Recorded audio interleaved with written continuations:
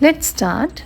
Take the material, use a protector, follow all the guidelines, make the line of symmetry, follow the circles one by one, and remember to use very light pencil while you draw the bird.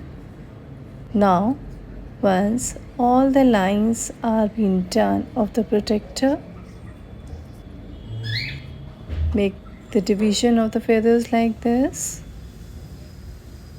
Give the body feathers which keep the bird warm. Remember, do not darken your pencil. Once the drawing is done, you can start giving the dark shades.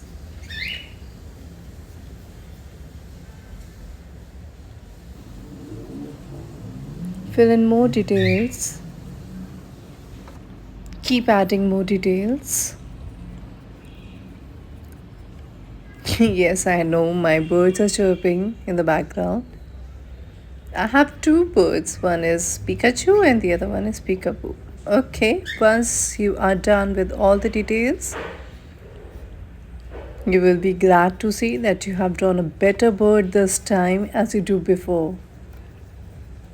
Do not forget to subscribe my channel. Follow me up after that.